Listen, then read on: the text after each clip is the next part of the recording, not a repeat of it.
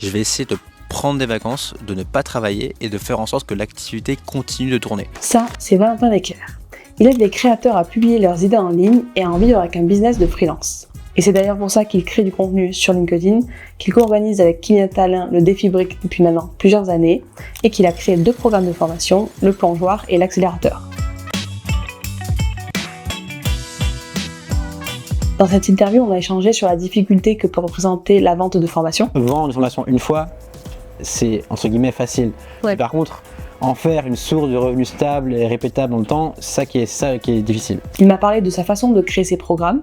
Comment malgré tout, je peux simplifier au mieux et je peux faire en sorte que, oui, c'est pas moi qui va le faire, mais je vais quand même tout faire pour que ce soit le plus simple possible pour toi quand tu vas le faire. Et enfin de sa vision de l'entrepreneuriat. Mon but, c'est pas de gagner, parce que tu gagnes jamais en fait. Ouais. Mon but, c'est de rester dans le game. Merci beaucoup d'être sur mon podcast. Avec plaisir, merci pour l'invitation. Je voudrais qu'on commence ce podcast par une présentation de ta part. Je pense que le point de départ, c'est le premier article que je poste en ligne en 2016. Ok. Février 2016, donc ça remonte un petit peu. Je découvre Medium, je sais pas si tu connais medium.com. Non. C'était une plateforme à l'époque de blogging qui existe encore, mais qui est beaucoup moins, et qui marche beaucoup moins. Mais bref, à l'époque, tout le monde était sur Medium. Et là, je découvre, tu vois, l'univers dev perso, entrepreneuriat, startup, marketing, écriture, un peu copywriting. Et je me dis, waouh, ça a l'air passionnant tout ça. Au fur et à mesure, je me prends au jeu, je continue à écrire. Je pense que la grande force du départ, c'est que j'ai aucune attente. Ok. Je créais pas en me disant je vais en faire un métier. Ah oui, ok. Tu en es en 2016, donc il n'y avait pas encore tout ça, j'étais en études. Je créais juste pour créer. Ouais. Et j'avais pas d'attente au-delà de ça. Je me suis pris au jeu, j'ai continué. J'ai trouvé un stage en content marketing en 2017, donc un an après en gros. J'ai validé que j'aimais ça, j'ai orienté un peu mon écriture du côté de marketing et à la fin de mes études, il faut trouver un taf. J'ai pris un CDI de copywriter chez Live Mentor. Je fais 2 ans là-bas. Pendant ces 2 ans, ce qui est important, c'est que je n'arrête pas d'écrire. En fait, j'ai toujours continué à écrire, en parallèle de mon stage, en parallèle de mon CDI, parce que j'avais cette vision en tête de me dire un jour je vais être à mon compte, un jour je vais faire mes projets, et le contenu que je vais écrire, l'audience que je vais développer, ce sera mon meilleur asset pour ensuite pouvoir en vivre. Ouais. Et donc quand j'ai quitté Live Mentor, j'ai pu dire ça y est, je suis freelance, et du coup j'ai eu des missions tout de suite en copywriting, en rédaction. Et donc là je fais du freelance pendant environ 2 ans, où je fais pareil ce que je faisais avant, donc contenu copywriting. Et en parallèle, je lance Sauce Writing, qui est mon école d'écriture en ligne. Parce que, en fait, j'ai vite compris et j'ai vite vu que être freelance, c'était chouette, mais c'est pas ce qui m'épanouissait. Ok. Mais j'ai tout de suite compris qu'en fait, moi, ce que je voulais faire, c'est écrire pour moi, faire mes projets, entreprendre pour moi et faire ce qui m'intéresse. Et c'est ça qui me stimulait, en fait. J'étais frustré de passer du temps à bosser pour des clients. C'était très bien, encore une fois, pour avoir bosser pour des clients, ça m'a appris plein de trucs, et ça m'a permis d'avoir le temps, la liberté pour lancer mon projet en parallèle. Ok. Tu vois, je me dis, ok, je bosse un peu moins sur mes clients, mais par contre, j'ai peut-être 2 jours par semaine que je peux dédier à mon projet. Et donc ça, je l'ai fait pendant 2 ans. Et on va dire vers 2022, ça a commencé à vraiment bien prendre, et là, j'ai basculé sur un modèle où je fais quasi exclusivement de l'accompagnement, des formations. Et aujourd'hui, on va dire que j'ai 2 grandes casquettes. J'aide des freelances en écriture qui veulent vivre de leur activité, avec à la fois le volet écriture et le volet business, qui m'intéresse aussi et qui est super important, et que j'ai aussi développé, donc j'ai des choses à dire par rapport à ça. Et des formations plus sur la création de contenu pur, moins rattachées à un business de freelance, mais plus pour aller construire une audience sur Internet. Tu sais, aujourd'hui, on parle beaucoup de création de contenu, et moi-même, il y en a beaucoup de gens qui disent « Ah, ma vie a changé grâce à la création de contenu, je gagne de l'argent, je suis payé, etc. etc. » Et je pense que du coup, ça met une pression supplémentaire à ceux qui démarrent. D'un côté, oui, tu vois les bénéfices, c'est beaucoup plus concret. Mais de l'autre côté, je vois très bien à quel point ceux qui démarrent, ils se disent tout de suite « Ah, il faut que j'en vive ». Il y a un gros aspect de confiance en soi. Pour réussir à te vendre, pour réussir à affirmer des prix, pour parler à des clients, si toi-même, t'es pas convaincu de ce que tu fais, c'est trop compliqué en fait. Et pour moi, cette confiance, elle ne s'acquiert pas avec, je sais pas, de l'introspection ou avec de la lecture. Ça s'acquiert par la pratique. Ouais. Toi, quand tu as commencé, quand tu as choisi de quoi tu allais parler? Sur quoi tu allais écrire? Pure curiosité intellectuelle.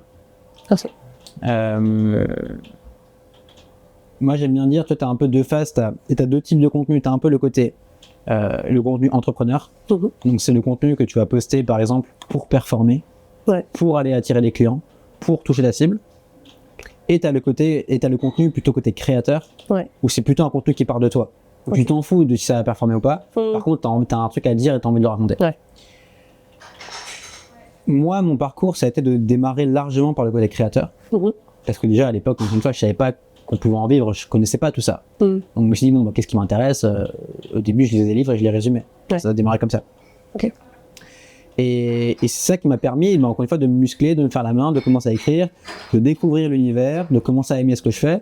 Et ensuite, de pouvoir me dire, ah ok, en fait, je pense que je peux en vivre, tu vois. Ouais. Là, j'ai axé ma com plus sur le côté entrepreneur. En fait, mon contenu, c'est pour trouver des clients. Ouais. Donc, ce côté, je l'assume, mais je pense mon contenu pour ça. Ouais. Mais faire ça dès le départ, je trouve que c'est assez difficile. Ok. Parce que, bah, encore une fois, tu sais pas vraiment ce que tu fais, en fait. T'as besoin d'abord de te casser les dents avec ton truc pour ensuite te dire, ok, j'ai compris, j'ai appris de mes erreurs, j'ai commencé à... J'ai forgé, donc je deviens forgeron, quoi. Ouais, non, c'est clair. Si tu pratiques, est-ce que forcément tu vas progresser dans le sens où je me dis il faut quand même avoir des retours, ou même sans avoir de retour, toi tu te rends compte un peu, tu peux te rendre compte ce qui marche pas. Moi, je dirais que la pratique, c'est le socle fondamental de tout le reste. Ouais. Mais ça veut pas dire que c'est suffisant. Ok. C'est-à-dire que je pense que si t'as pas ça, tout le reste s'effondre. Mais si t'as que ça, bon bah ça te suffit pas, tu vois. Ouais. Donc je pense que oui, effectivement, l'aspect feedback, l'aspect avoir quelqu'un qui te relie, qui peut te guider, c'est super important. Ça peut être par un client. Ouais. Tu vois, bosser avec un client qui peut te faire des feedbacks éclairés, c'est super précieux. T'entourer de pairs qui te font des retours. Être dans un job avec quelqu'un qui peut t'aider, qui peut te mentorer. Tout ça, c'est des trucs qui te font progresser. Et moi, en fait, j'ai un peu eu tout ça à la fois. Ok. Quand j'ai commencé à écrire, je le faisais avec un ami qui s'appelle Alexis Michela, qui est attribué un D, donc on était dans la même école, on a écrit ensemble tous les deux sur Medium en 2016. Ah ouais, ok. On était dans la même classe, et on s'est mis en même temps à écrire des articles. Ah ouais, Et donc on se relisait, on s'aidait et tout. Ouais, trop bien. Donc ça a été un super truc pour démarrer. Et puis même maintenant, moi, je donne des conseils en écriture, et je vois que analyser ce que font les autres, ça fait progresser toi aussi. Que tu comprends, tu vois. Ah oui. Tu vois ce qu'il faut pas faire, tu vois les erreurs, tu vois les choses qui sont bien. Tu sais, on dit pour retenir un truc, d'abord tu peux le lire, ensuite tu peux l'écrire, et ensuite tu peux l'enseigner. En fait, c'est ça. Tu vois, moi, cette formation, ça m'a forcé à conceptualiser mon savoir, à mettre des mots sur ce que je fais intuitivement, instinctivement. Et me dire, ah ok, en fait je fais ça et donc je peux faire comme ça. Ah oui, et après le reproduire. Et puis également se faire aider par des gens et se faire accompagner, tu vois. Et je vois à quel point tu vas se faire accompagner, peu importe la forme, mais en fait ça aide énormément. Ouais. Non, je suis d'accord que se faire accompagner, c'est ce qu'il y a de mieux. Moi aujourd'hui, j'ai envie de progresser dans différents domaines et du coup je me fais aider et ça change tellement de choses par rapport à quand j'essayais de moi-même. Il y a plein de choses sur YouTube, il y a plein de choses sur Internet. Mais en fait, tu avances tellement plus vite quand tu te fais aider que... Mais je pense qu'il faut passer par cette phase où tu te formes tout seul. Ouais. Parce que tu as besoin, moi j'aime bien, tu as besoin de dire, tu as besoin de te casser les dents. Tu as besoin de t'arracher les cheveux avec ton truc en disant, putain, mais... Je comprends pas. Je comprends pas. Parce que si tu le fais pas, ce que va te dire ton mentor, ton coach, ce que tu veux, ça va pas résonner. Tu vois. Ah oui. Ouais, je vois. Et après, tu vois, en fait, un truc que j'ai compris, c'est que devant chaque situation, tu as un peu de choix. Soit tu as le choix numéro 1 qui est je le fais tout seul, je sais pas comment faire, mais je vais trouver une manière de le faire. Et tu vas peut-être prendre 6 mois pour y arriver. Ouais. Ou tu as le choix de dire qui peut m'aider, qui peut, peut-être en 2 sessions d'une heure, me débloquer sur ce sujet-là et faire ce que tu ferais en 6 mois, le faire en 1 mois. Tu vois. Bien sûr. Tu te rends compte que ça te coûte plus cher de le faire toi-même sans payer que aller payer un gars one shot pour qu'il te dise ok fais ça, fais ci, fais ça, ou en tout cas moi je vois ça par rapport à ta situation. En fait, tu gagnes un temps hyper précieux quoi. C'est clair.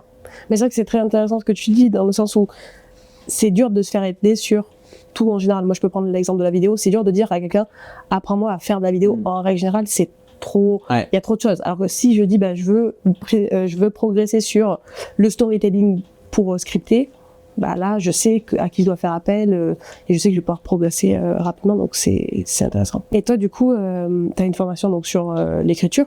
Est-ce que tu peux nous en dire un peu plus sur cette formation? Bah, comme je te disais, en fait j'ai 2 programmes aujourd'hui. J'ai un truc qui s'appelle Le Plongeoir, où ça c'est une formation en création de contenu. Moi mon truc c'est l'écriture, donc c'est que de l'écriture. deux formats principaux, LinkedIn et articles de blog. Beaucoup de LinkedIn en ce moment. Et là, c'est un programme de 3 mois avec un programme de vidéo que moi j'ai enregistré avec toute la partie comment tu définis une stratégie, comment tu crées un bon post, tu as des trucs très techniques sur l'écriture et des sessions hebdomadaires en direct tous les mercredis soirs. Enfin, tous les mercredis d'ailleurs. On avait une session hier soir parce qu'on est jeudi là. Et là, le but c'est que toi en tant que participant, tu viens, tu me poses tes questions, je relis ton post et on discute un peu des sujets que tu te poses en ce moment. En mode session de consulting un peu collective. Oui, en fait, tu te rends compte que les questions de l'un aident aussi l'autre. En fait. C'est ça l'intérêt. Et l'autre programme pour les freelances en écriture s'appelle l'accélérateur. Ça, c'est un petit peu différent. Là, c'est un programme qui dure 8 semaines. Et là, il n'y a pas de travail asynchrone. Tout est en direct. Tout est en direct. En fait, c'est un format bootcamp, en fait. Donc, il y a 2 sessions en direct par semaine. Et là, c'est pilier écriture et business. Vraiment pensé pour comment tu vis une activité de copywriter ou de rédacteur aujourd'hui. Et donc, sur ce double travail tu travailles sur tes compétences fondamentales d'écriture, parce que c'est ce que tu vends à tes clients. Encore une fois, il faut être solide là-dessus, il faut être confiant en tes capacités de délivrer ta prestation. Et comment tu trouves des missions, comment tu cherches du business, comment tu te vends bien. Et du coup, c'est deux formations assez distinctes avec deux formats assez distincts. Et comment ça fonctionne? Est-ce que c'est par promo? C'est ouvert tout le temps? L'accélérateur, c'est des cohortes. Donc, en fait, c'est un bootcamp, donc date de début, date de fin. J'en fais 3 par an. Parce que ça dure 2 mois et tu vois, c'est quand même intense en énergie. Donc, même l'été, l'été, les gens ne se forment pas. Donc, bon, j'organise mon année comme ça. Et le plongeoir, c'est un peu différent. Ça dure 90 jours et tous les débuts de mois, tu peux démarrer. Donc, par exemple, si tu rentres en février, ça dure 3 mois. Et en fait, il y a toutes les semaines, tu as une session en direct où tu peux venir et je t'aide à écrire des posts. Trop bien. J'imagine que ces formations peuvent évoluer entre le moment où tu les as créées et aujourd'hui. Je veux bien que tu me parles un peu de ça, dans le sens où comment tu as fait au début, comment tu les as créées, et après, pourquoi elles ont évolué, comment elles ont évolué. En fait, moi, j'ai tout fait. Et là, le plongeoir, tu vois, je l'ai créé il y a 3 mois, et l'accélérateur, je l'ai créé il y a 2 ans. Donc, ça, j'ai un peu plus de recul, mais en fait, j'ai testé tous les formats.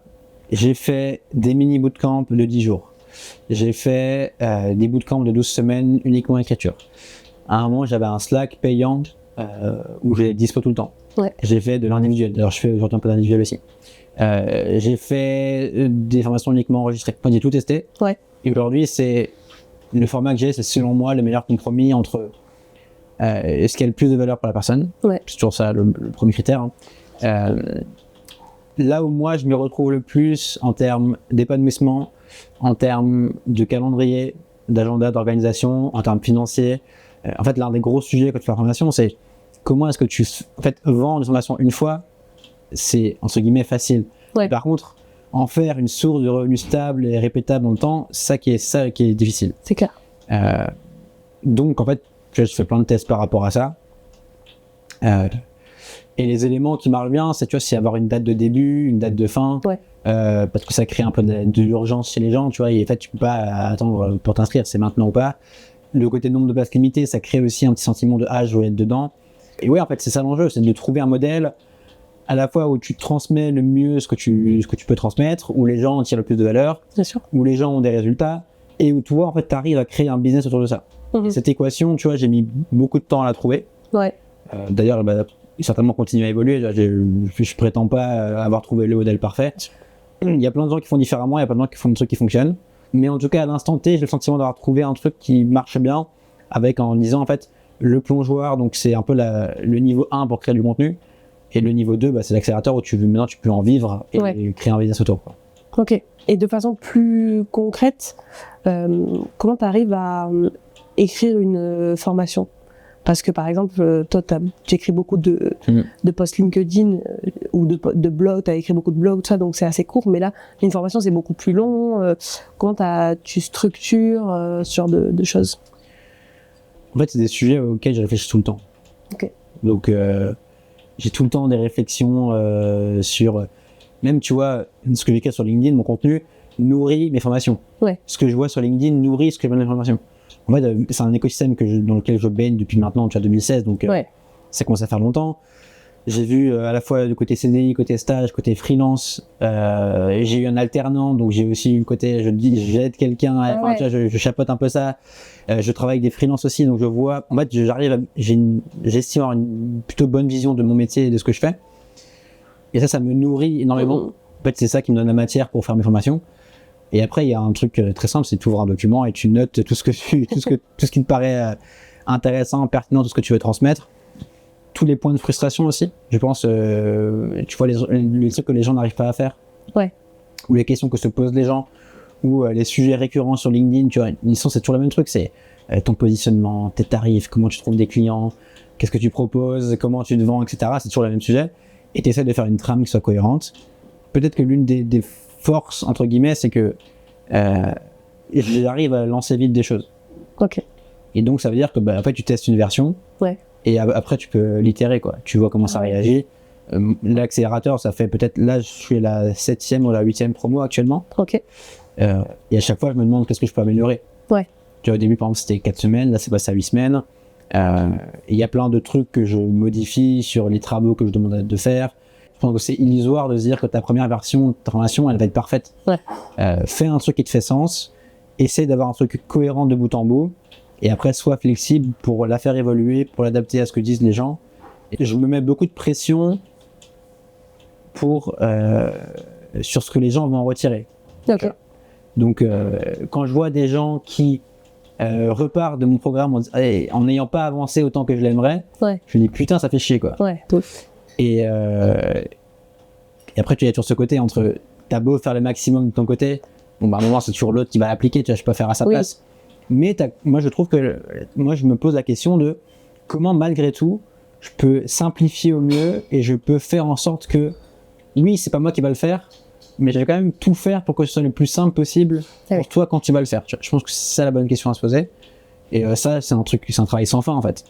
C'est vrai que moi, quand je prends des formations, j'ai tendance à les prendre parce que je veux que, en gros, le chemin soit super clair, que j'ai plus tous ces freins de comment je m'y prends pour progresser. Non, on me dit, pour progresser, il faut que tu fasses ça. Après, évidemment, c'est à moi de le faire, sinon je progresse pas.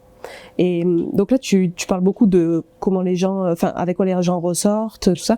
Et quand tu récupères tous ces feedbacks, c'est des gens qui viennent poser la question, c'est toi t'envoies des questionnaires Dans la formation, effectivement, il y a différents niveaux de questionnaires, mais ça, à la limite, j'ai envie de dire, c'est super important, mais c'est même pas ça le plus important. Le plus important, c'est qu'est-ce qu'ils font concrètement par rapport à ce que tu leur donnes, comment ils l'appliquent.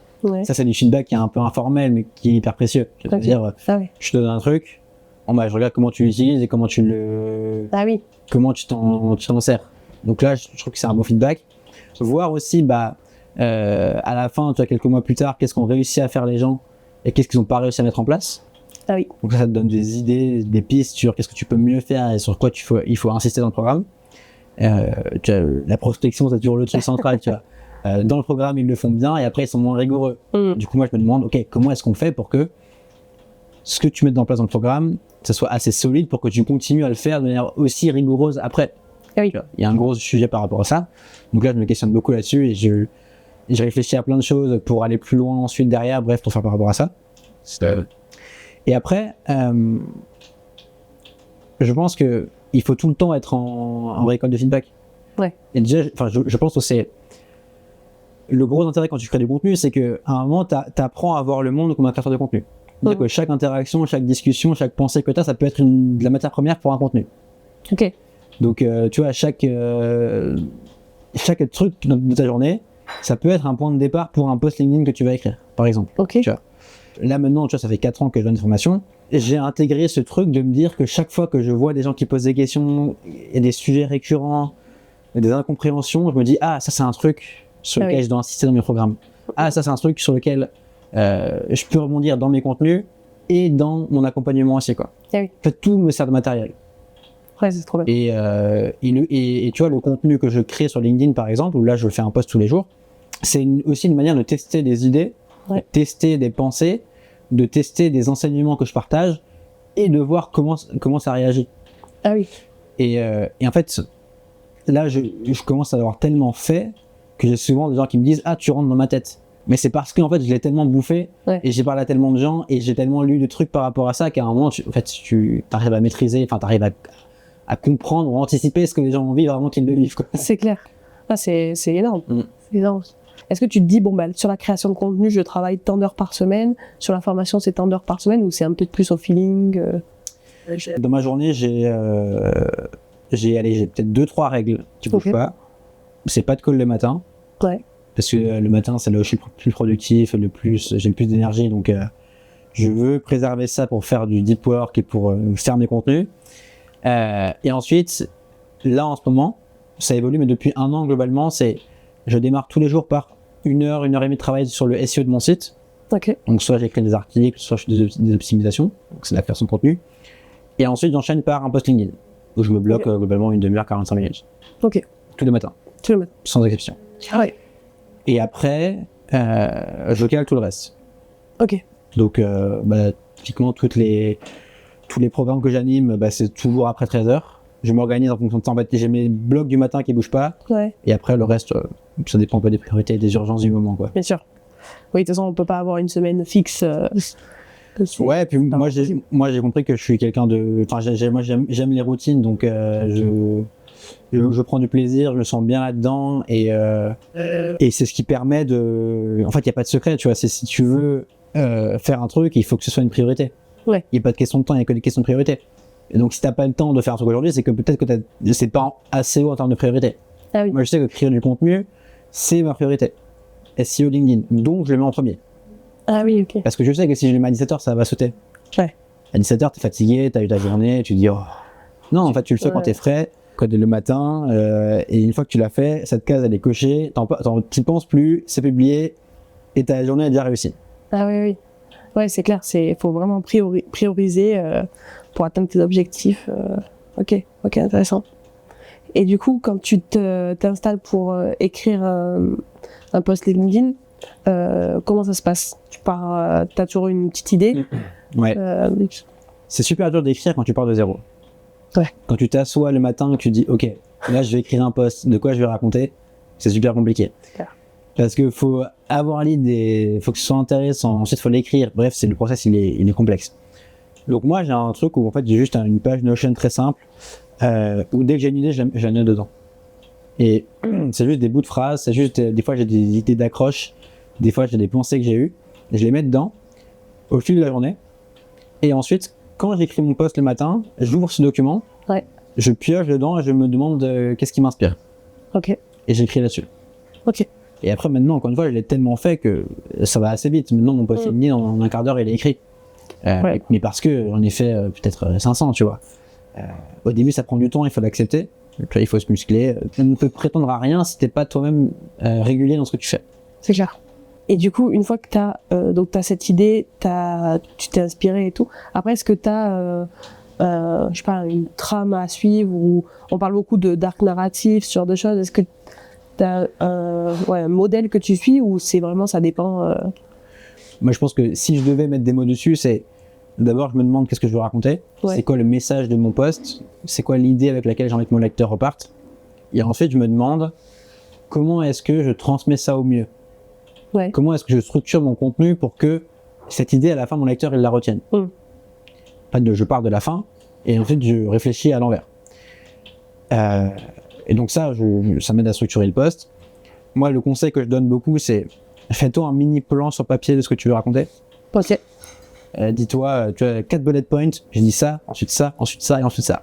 Ça évite de se perdre, ça évite de te dire, ok, mais qu'est-ce que je voulais raconter là, je sais plus où j'en suis. Et ça simplifie tout le reste, en fait. Et ça aide à structurer. Moi, ce que je dis, c'est que le vrai enjeu d'un contenu, c'est pas au moment où t'écris, c'est avant. C'est quand t'es clair avec tes pensées, quand tu sais ce que tu veux raconter, et quand t'as un déroulé qui est logique et qui est cohérent par rapport à ce que tu veux dire. Donc moi, je passe du temps là-dessus.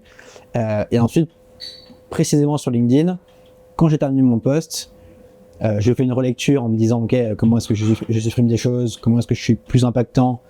Je dis les mêmes idées, mais avec moins de mots. Et je passe du temps sur l'accroche. Parce que l'accroche, c'est le truc LinkedIn. T'as 3 lignes pour être percutant et donner envie. Et donc, je fais un petit travail particulier là-dessus. Ok. Ça, ce qui est bien, c'est que dans la création de contenu, ce truc-là de travailler l'accroche, c'est pour tout pareil. Mais même l'autre process qui est de partir de la fin de qu'est-ce que je veux raconter et ensuite comment est-ce que je construis mon contenu par rapport à ça. Moi, je fais pareil sur mes articles et ça aide sur tous les formats en fait. Même sur les newsletters, c'est pareil. Structurer ton idée pour que ce soit cohérent. En fait, c'est ça le vrai enjeu, c'est d'avoir un déroulé logique et cohérent pour que ton lecteur il te suive de bout en bout. C'est clair qu'en vidéo, ça va être la même chose. Pareil, et il y a toujours ce truc de l'intro. Il faut vraiment y passer du temps et dire il faut que je montre aux gens que je vais délivrer ce que j'ai promis et qu'ils vont trouver de la valeur dans la suite de mon message. Donc, parce que moi, je commence à essayer d'écrire sur LinkedIn et c'est dur. c'est dur. Mais ça me rassure de savoir que ça peut ressembler un petit peu à de la vidéo. Donc, 100%, moi je pense que tout se nourrit. Et ce que j'aime bien dire aussi à ceux que j'accompagne, c'est si c'était facile, ça n'aurait aucune valeur. Si c'était facile, tout le monde le ferait. Si c'était facile, personne ne paierait pour ça. C'est vrai. Si c'était facile, ça vous intéresserait même pas. C'est vrai. Et c'est justement parce que c'est dur que c'est intéressant.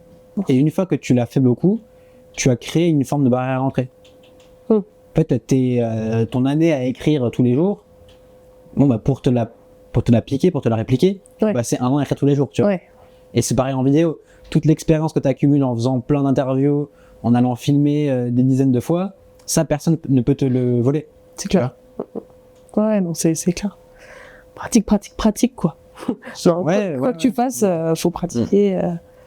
Mais je pense qu'on sous-estime le volume que ça demande. Tu vois, on se dit, ok, c'est bon, allez, je fais 3 mois et après c'est bon. Non, non, c'est sans fin. On a toujours, on apprend toujours. Et je pense qu'on devient, entre guillemets, inarrêtable, où ça commence à marcher quand tu comprends que c'est sans fin et quand tu arrêtes d'espérer qu'il y a une ligne d'attente, une ligne d'arrivée. Dans la santé, dans le sport, dans le business, dans la création de contenu, c'est un jeu qui est sans fin. Donc plutôt que de dire, dans 3 mois, je veux avoir ça, se dire, en fait, je vais changer mon identité pour que ça devienne qui je suis. C'est le genre de choses que je fais et que ça devienne juste naturel, normal et sans réfléchir. En fait, c'est là que tu as des résultats. Ça rejoint vachement ce que tu disais avec ta formation, c'est que elle sera toujours en train d'évoluer par rapport au feedback. Le sport, c'est pareil, ça va toujours évoluer. Si tu veux rester fit, va falloir continuer. Si tu veux progresser en écriture, il faut continuer de pratiquer. Et en plus de ça, c'est cette notion de jeu infini, de se dire, mon but, c'est pas de gagner, parce que tu gagnes jamais en fait. Mon but, c'est de rester dans le game. Là, tu parles de le faire encore dans 20 ans, t'as déjà une idée d'un objectif plus lointain, 5, 10, 15 ans, sur comment tu voudrais que ton business évolue? Sur le business, non, pas particulièrement. J'ai des objectifs plutôt, tu vois, à l'année. Je me dis, j'ai envie de continuer à faire ça, mais je me fixe pas de cadre particulier, pas plus de limites. Je m'attache pas à une version actuelle de mon business, en me disant, en fait, si ça doit évoluer, ça va évoluer, et j'essaie d'être flexible et fluide par rapport à ça. Après, je me dis que la création de contenu, ça restera sûrement un pilier central de ma vie. Parce qu'en fait, quand je m'ennuie, je fais ça en fait. Tu vois, j'exagère un petit peu, mais si demain je me retrouve avec rien, avec zéro, je sais que naturellement j'aurai envie d'écrire. Et je pense que ça disparaîtra jamais. Tu te rends aussi compte que l'écriture, la création de contenu, c'est utile peu importe ce que tu fais. En fait, tu crées un réseau, tu crées des compétences, tu apprends à te connaître. Tu vois, un truc que j'ai dit là, dans l'accélérateur, première session, j'ai dit, tu connais l'histoire, tu sais, le gars qui montre la lune avec son doigt et tu regardes le doigt et tu regardes pas la lune. Et je disais, en fait, le doigt là, c'est les compétences concrètes d'écriture que tu vas apprendre pour développer un business. Ça, c'est le truc très concret que tu vois. Mais le vrai truc qui est plus loin derrière, c'est en fait les compétences fondamentales que tu vas développer et la personne que tu deviens. Tu vois, être capable de te discipliner, être capable de dépasser tes peurs, être capable d'apprendre à te connaître, d'écouter la voix qui est dans ta tête, apprendre des compétences qui te serviront partout. Ça, c'est des choses qui vont te suivre toute ta vie en fait. C'est clair. Là, par exemple, tu vois, je me fais accompagner par un coach business. Et tu vois, c'était un investissement important pour moi. Que j'ai jamais fait de ma vie. Et je me suis dit, oh putain, qu'est-ce que je fais? Est-ce que je fais pas une connerie? Imagine, dans 2 ans, les IA sont partout, ton business disparaît, t'as fait une connerie, tu vois. Ça, c'est quand j'ai des coups de flip. Et quand je me pose, en fait, je me dis, même si ton business il s'arrête, l'éducation, l'apprentissage, la manière de réfléchir, la manière de penser, tout ce que tu vas apprendre là, ça te servira toute ta vie en fait. Et là, tu regardes le bout de la lorgnette en te disant, est-ce que ça va être rentable dans les mois à venir? Ouais. Et c'est le doigt, tu vois. La lune, c'est si j'apprends des choses et que je continue à bosser et à me développer, dans 20 ans, en fait, ça sera bien plus impactant que tout ce que je pourrais faire dans quelques mois, tu vois. C'est clair. C'est vrai que la question de se faire accompagner, d'investir beaucoup d'argent pour se faire accompagner, c'est un truc qui, moi, me parle de plus en plus. Et tu as parlé aussi du fait que tu avais un peu un blocage sur l'argent et que tu avais travaillé là-dessus. Est-ce que tu peux nous en dire un peu plus là-dessus? Parce que je pense qu'il y a beaucoup de gens qui ont ce problème-là de j'ose pas me pricer trop cher et j'ose pas aussi investir pour faire évoluer mon business. En fait, c'est comme plein de sujets.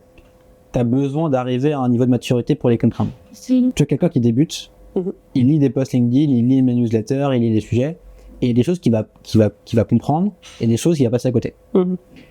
Parce que juste, il n'a pas encore vécu les choses ou fait les erreurs qui lui permettent de comprendre ce que je veux dire. Et je parle de moi, mais c'est valable pour tout le monde.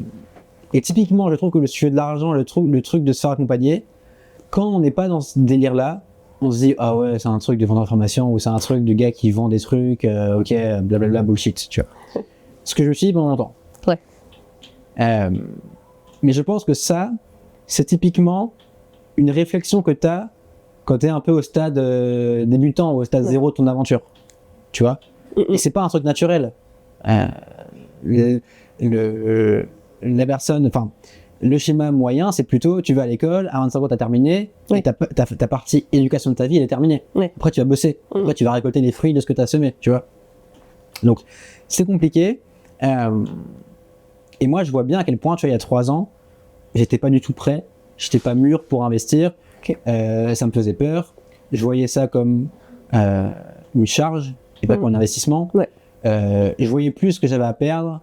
Et j'avais plus, tu vois, cette mentalité de tu vois, je compte mes sous en me disant ok, je fais attention, je veux que ça, je veux pas trop dépenser, je veux pas que ça parte, parce que et je pense qu'on est tous comme ça et c'est bien d'être comme ça, c'est sain, un comportement qui est sain. Mais à un moment, tu vois, tu comprends que aucune boîte du monde ne se développe sans investir. Moi, il n'y a aucune boîte qui grandit si elle n'investit pas. En fait, c'est juste l'ordre naturel des choses. C'est comme ça que fonctionne une boîte et une économie, tu vois. Donc déjà, comprendre ça, pareil, en tant qu'individu, pour se développer, il faut investir sur soi. Tu peux pas espérer avoir des résultats différents si tu fais toujours comme tu as toujours fait. Et il y a un truc qui est compliqué, c'est que tu ne sais pas ce que tu ne sais pas. Quand tu es à un niveau, tu sais pas ce qui te manque. Et donc, si tu ne mets rien en place pour aller demander à quelqu'un qui a passé ce niveau-là, bah, selon toi, qu'est-ce que je ne vois pas, qu'est-ce qui me manque, en fait, tu passes à côté. Je suis assez d'accord parce que c'est un truc, je trouve que quand tu rencontres d'autres gens qui ont une façon très différente de toi de vivre, d'avoir un rapport à l'argent, ça te... Moi, je trouve qu'au début, c'est un peu genre... c'est flippant. Ouais, c'est flippant. Genre, je savais pas que c'était possible, enfin, personne me l'a dit. C'est un peu le personne me l'a dit. Et c'est trop intéressant d'échanger, de parler aux gens et de te dire ah ok, c'est possible de faire différemment, ah ok, je pourrais me pricer un peu plus cher, ah je pourrais investir et ça peut être très intéressant pour mon business. Et en fait, tu te rends compte que c'est que des paliers que tu débloques, tu vois. Quand tu dépenses 100 €, la première fois tu te dis waouh, 100 € c'est cher. Une fois que tu l'as fait, tu vas payer un truc à 300 €, tu vas dire waouh, 300 € c'est cher. Après tu vas payer un truc à 1000 balles, tu vas dire ouais, 1000 balles c'est cher. Mais en fait, ça devient ta nouvelle norme. Vu que tu l'as fait, en fait, tu as refaçonné ton cerveau pour l'adapter à ça. En fait, ton cerveau s'adapte à tout ce que tu fais. Et pareil, quand tu factures 1000 €, tu te dis waouh, je facture 1000 € là pour une presta, c'est énorme. C'est clair. Mais une fois que tu l'as fait, tu vas dire ah ok, bah je l'ai fait, c'est bon. Après tu factures 3000, tu vas dire waouh, 3000 € pour une presta, c'est énorme. Après, un jour tu vas facturer 10 000 €, 15 000 €, tu vas te dire waouh, il y a vraiment des gens qui payent ça. Ah oui, il y a des gens qui payent ça. Et après, ce qui est vicieux, je sais pas du salaire, c'est peut-être un côté, peut-être l'héritage religieux de l'Europe, enfin qu'il y a des théories par rapport à ça, c'est que on a cette notion de l'argent c'est mal, discours ultra bateau, ultra cliché, blablabla, mais c'est vrai en fait. Moi je vois bien des fois aussi à quel point on culpabilise de se vendre cher et on va y accorder des valeurs morales en se disant ah c'est pas bien ce que je fais là, ah mon prix il est indécent, est-ce que je suis pas trop cher? Et en fait ça n'existe pas. Un prix c'est juste deux grandes personnes consentantes qui se mettent d'accord sur les conditions. C'est rien de plus. Et toute la valeur émotionnelle, toute la charge qu'on lui accorde, c'est juste des constructions en fait. Et juste se dire que l'argent c'est une ressource, ni bonne ni mauvaise, et même plutôt bonne, puisque l'argent ça te permet de toi vivre avec ton business, ça te permet de bosser avec des gens, de payer des impôts. En fait, toute notre économie tourne avec de l'argent, parce qu'il y a des gens qui facturent. Donc le comprendre et se dire en fait, quand je facture plus, bah, ça veut dire que je fais plus de bien autour de moi, parce que je paye plus d'impôts, parce que je vais payer mon resto en bas de chez moi, je vais payer mon loyer, mon propriétaire, je vais payer un freelance qui bosse avec moi. Moi, ça me déstresse un peu de me dire ça. Ouais, c'est vrai que c'est super intéressant de voir plutôt que c'est tout pour moi, non, c'est qu'est-ce que je vais en faire après, et ça va aider aussi mon entourage. Société à Dubaï, mais je rigole, c'est l'histoire à Dubaï. Et du coup là, on parle pas mal d'argent, et du coup je vais savoir un peu, toi, comment tu gagnes de l'argent dans le sens, enfin, qu'est-ce qui te rapporte de l'argent, plutôt des formations, plutôt la création de contenu, est-ce que tu peux nous parler un peu de ça? Bah moi je suis pas un créateur de contenu comme un youtubeur où en fait on monétise ton contenu. Ouais. Tu vois, j'ai pas de pub pour mes contenus, j'ai pas de... Je fais très rarement du sponsoring. Moi je suis un créateur de contenu, on va dire catégorie éducation. Donc je vends des programmes pour aider les gens à maîtriser une compétence ou à vivre de leur business. Donc en fait aujourd'hui je vis de ça, des formations que je vends, et donc de ce que je te disais, accélérateur, plongeoir, un peu de coaching individuel et des mini produits ici et là. Tu vois, j'ai un de livre qui tourne aussi. Ok. Dernière question avant de finir ce podcast. Si jamais il y a quelqu'un qui voulait lancer sa formation, est-ce que tu aurais un conseil à lui donner? Formation, et c'est valable sur plein de trucs, mais je vois plein de gens qui veulent entreprendre, qui veulent lancer une offre, qui veulent lancer un produit, mais qui connaissent pas assez bien leur cible. Ok. Valable en freelance, valable pour une formation, valable partout en fait. Et en fait, tu peux te poser toutes les questions du monde sur comment est-ce que je la présente, qu'est-ce que je mets dedans, quelle est mon offre. Le vrai juge de paix, c'est que veulent les gens. Et ça, tu ne pourras que l'avoir en parlant avec des gens. J'ai été légitime parce que je l'ai beaucoup fait, parce que j'ai fait tout ce que j'ai dit avant, et parce que je continue à baigner dedans tous les jours. Tous les jours, je fais mon post LinkedIn, tous les jours, je parle à des gens de ma cible sur LinkedIn. J'écoute des podcasts, ma cible, je l'accompagne en formation, donc je vois leurs questions. La première tâche de quelqu'un qui démarre en freelance une formation, c'est d'aller parler au moins à 10 personnes. Et bonne nouvelle, quand tu parles à des gens, tu peux peut-être leur vendre ton truc. Vendre, c'est juste parler à des gens. Et ça, on l'oublie. Si on veut faire du contenu, on veut faire machin, mais en fait, va parler à des gens. Il y a un indicateur simple pour savoir si ton business va être bien dans les prochains mois, c'est à combien de gens qualifiés t'as parlé. Parce que chaque discussion, c'est une graine que tu plantes avec quelqu'un que tu pourras accompagner. Et les gens qui ont du mal à trouver des clients, en fait, ils parlent à personne. Tu crées du contenu, mais au moins tu balances dans le vide et tu fais pas l'effort d'aller parler à des gens. Voilà, parler à des gens. Ok, eh ben, merci beaucoup. Avec plaisir. Pour toutes ces infos, et à très bientôt. À bientôt. Ciao. Merci beaucoup d'avoir regardé cet épisode. Si jamais vous avez aimé cette interview, n'hésitez pas à liker, commenter, vous abonner, tout ça. Je suis Léa Corazza, j'aide les créateurs de contenu vidéo à publier régulièrement tout en allégeant leur charge mentale. Donc si jamais vous avez besoin d'aide, n'hésitez pas à me contacter sur LinkedIn.